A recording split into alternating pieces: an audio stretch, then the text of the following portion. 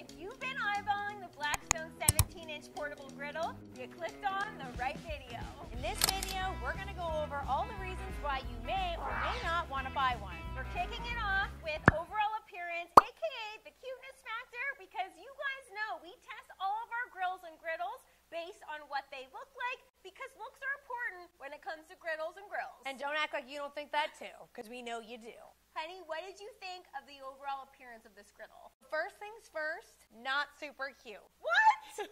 Small, it is dainty. Are you kidding me right now? It's black, it's kind of boring looking. There was not, to me personally, there was not anything like, wow, over the top, super cute about this grill. You're nuts, man. The only thing cute about it was its size. It is tiny, it's very light, but I wouldn't go out on a limb and say that it's cute. It's a baby griddle. It doesn't get cuter than this thing. It literally is a teeny tiny, shrunken down version of a typical big, bold Blackstone griddle. It's the baby version, hence it's the cute version. Just because you're calling it a baby doesn't make it cute. You're a baby. You're a baby, you baby. To me, it does look like a baby, yet they still managed to make it have a rugged, tough look to it. It doesn't look like you're going to break it. It doesn't look like a toy. I personally loved the handle of it. They could have added a little knob handle, but they still went with that thick bar handle that felt good when you lifted it. So it's not like they cheaped out on the materials just because this thing is tiny. I will let you guys know, I put the grill together. Oh, here we go. Took out the guns, gave it one of these, although I didn't need one because it was so light and it was very easy to put together. Moving on to efficiency, which is probably the most important thing about a grill. How does it work? What did you think?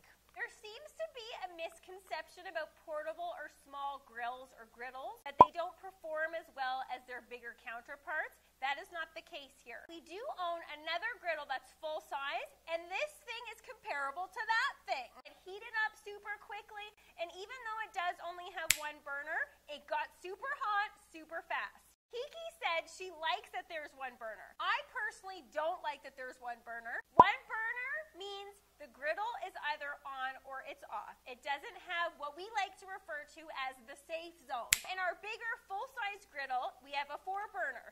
Sometimes we leave one of the burners off, so in case there's a griddle emergency, you can swish everything over to one side. It's harder to control the areas of the griddle. Disagree. Here we go. You'll notice that the front is kind of a safe zone because it's automatically not as hot as the center. So if you wanted to, you could cook stuff, push it to the front. We had peameal on the grill, and the front did not get as dark as definitely towards the center and the back where it's a lot hotter. The girl's got a point.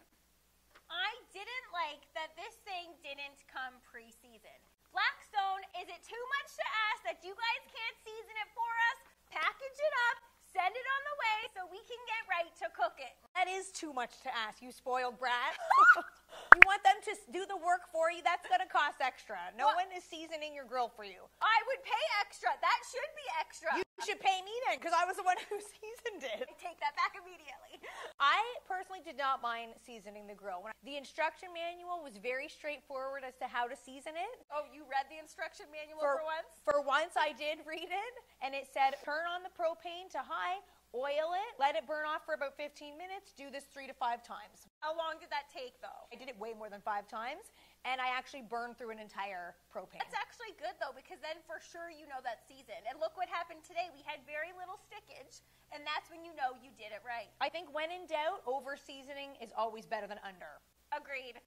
In the instruction manual, it says to use any oil to season the griddle. We feel like it's necessary to point out that you should not use bacon fat when seasoning a griddle. The salt in the bacon fat will actually create rust spots over time. So just a standard vegetable oil will work.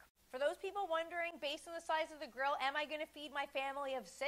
I think you definitely can, even though it's so small, you can fit a lot on there. You could feed a party with that. I did notice one thing that I thought was unusual about this grill. It came with a grease catcher, but it's at the back, and the back is higher than the front. Just to let you know, no, it's not. It's an optical illusion. Just because the lid is at an angle doesn't mean the whole griddle's at an angle. The griddle, it is perfectly flat, and there's even little legs that you can level the whole thing. So, wrong, Kiki. I actually love that the griddle catcher's at the back because it's at the back. You want to be close to the action, close to the food when you're griddling.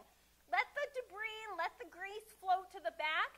You need to up close, personal, present with that steak, with that eggs, with those shrooms. Okay, just letting you know, when it comes to griddle cooking, there is no debris. When those crunchy bits, not debris. Moving on to worth the price. If you're looking at this thing already and being like, it's blowing my skirt up a little bit, I'm into it. It actually costs $279 at Lowe's. And it was an online only purchase, so we couldn't even go to the store, check it out in the store. We bought this thing based on the looks on the online website. After having used it now and comparing it to other portable grills in the same kind of caliber, I think that price is totally worth it. I would actually go so far as to say that you don't even need a big one. This thing, I just said, you can entertain a party with this thing. What is the need to have the bigger one? You just need to commit to the ongoing maintenance of seasoning this thing. Kind of like a night cream. I don't like putting night cream on my face every single night, but it's worth it because of the nice glistening effect that you get. Same with the cooktop of the griddle. I'm not confident that you're going to keep up with that, though. I'm going to have to remind you and make sure that you keep up with it because even though you're right, it is a little bit of maintenance, it is totally worth it. If you don't season it and your food starts to stick, you're the one to blame. Pinky swear I will. Fine. You guys see it. This is proof right here. I will rewind this. Moving on to happiness find. Honey, how happy did this thing make you feel? I was very happy using this little griddle. I feel like just in general, griddle cooking is very happiness provoking. There's something about that nostalgic vibe of using that flipper, feeling like you're working at a diner. So for me personally, happiness while using this little Blackstone, off the charts. I felt super happy using this griddle, and I can't wait to bring this tiny little baby home to my small space backyard. I live in the suburbs. My backyard is tiny, and so this thing allows me to do that. So I love that I still get that griddle experience in a teeny tiny, super cute baby griddle. When you're using a grill like this, based on the size of the propane it takes, you don't have to wonder if those big jugs are on their way to running out. You can just buy a bunch of these little ones and have them on standby. I hate when I'm using a regular sized propane tank. I'm halfway through a cook, it runs out, I gotta go to Canadian Tire or my local hardware store, stand outside, ring that bell, wait for that 18-year-old kid to come out and fill it up for me. I hate that. Because it has such a small canister, you can just buy those online, have them delivered. Then if you run out halfway through, swap them in, swap them in, swap them in. I think I already know the answer to this, honey. Would you use this thing again? Yeah. Yes, yeah. I would.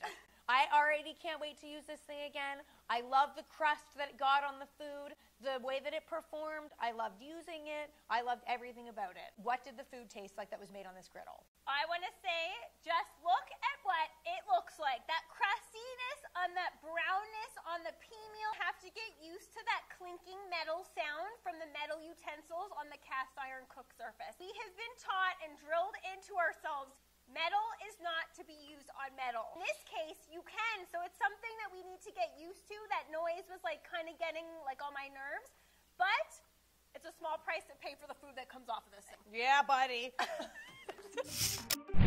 If you like this portable griddle, you have to check out this next video featuring a portable gas grill. It'll blow your mind.